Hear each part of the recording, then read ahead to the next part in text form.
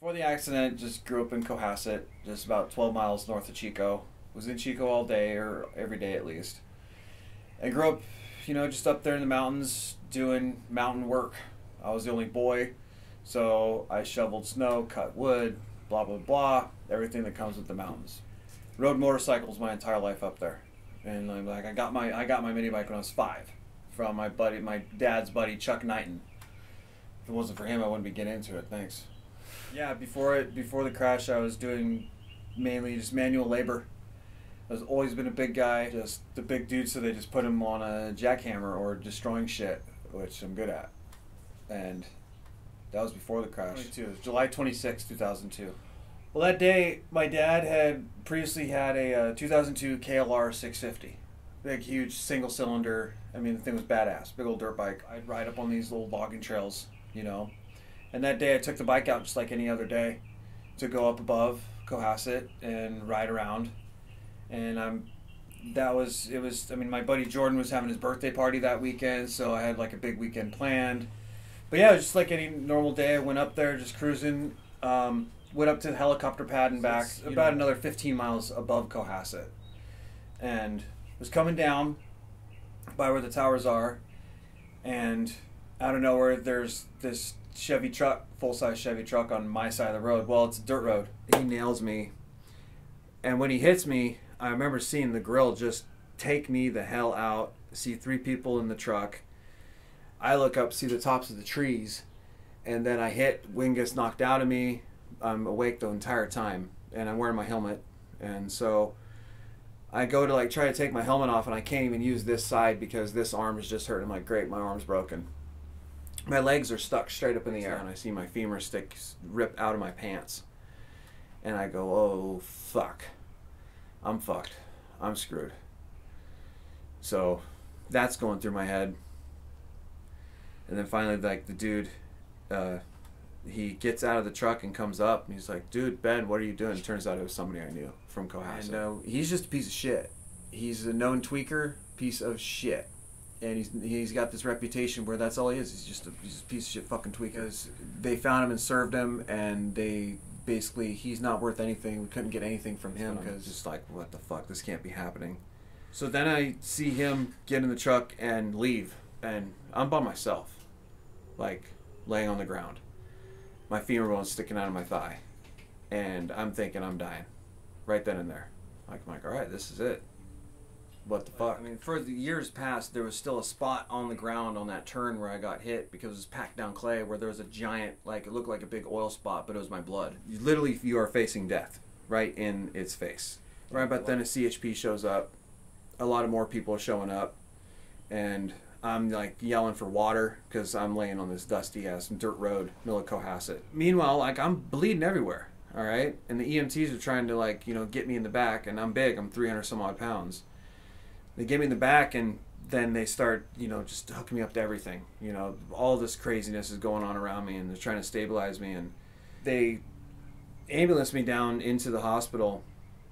As soon as I get there, they're trying to get me into surgery. They're trying to assess everything because there's so much that's messed up. I just got hit by this truck. Yeah, they discovered that I had a broken left arm, busted a bunch of ribs, messed up my shoulder pretty good, and because the truck hit me on the left-hand side. My hip was fine, broke my femur, which severed the femoral artery. That people die from that shit. Didn't know.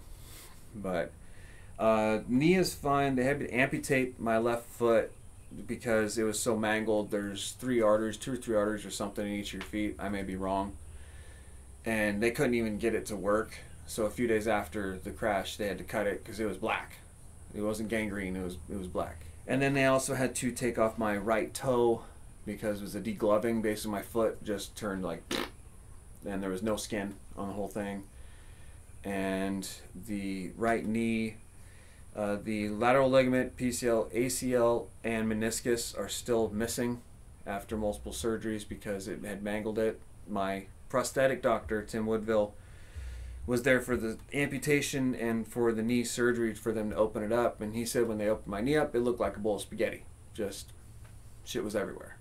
He said that the foot was mangled to where, say that's your foot, sticking up where the doctor stuck his fingers inside my ankle up to his knuckle. And I couldn't feel it, and I saw him do it. But when he touched my toe, it felt like he was beating my foot with a hammer. So they had to cut it off. Vegetable, but if I'm not going to live with, I'm not going to be able to fucking continue having one leg. Fuck that. And coming out of surgery and looking down and not seeing anything and having it set in, like, oh man. It didn't fully set in until I was like, sitting up and aware, and they had the tube out of my throat and I was able to talk finally, because with that tube in, you can't even make like, you can't do anything. And I remember looking at people in the eyes and screaming as loud as I possibly could because I was in so much pain. Okay, well, I was in the hospital in an emergency room in ICU for over a month, just in ICU. And then they transferred me to general population, that's what I call it, and for at least another 5 to 6, maybe, I don't know how many more months of that. And started the rehabilitation, like physical therapy, occupational therapy, all in bed. I was in a wheelchair probably for a minute and a half at a time because it was so painful. Well, they had me on morphine to begin with. That was, during that part. They gave me the morphine. I was on morphine for a long time. I was on Dilaudid for a while. They had me on the whole Vicodin, Norco, OxyContin, all that crazy bullshit. And, I mean, naturally, I got kind of addicted to it. And nothing would really get me happy except for just boozing it up. Wheelchair, alcoholic with $50,000. Yeah. And how long did it take you to burn through that? Probably about 4 or 5 months. Lots of parties, lots of kegs, lots of tickets. Anger for me was really hard to get a control of because before the crash, I mean, a lot of people know me before the crash, a lot of people don't, but they knew that I like to drink and I like to have a good time. I'm not really big into fighting. Never was, But afterwards, I was just a pissed off motherfucker. But, I mean, you got to approach it a certain way. Like, if you just say, what the fuck happened to your leg?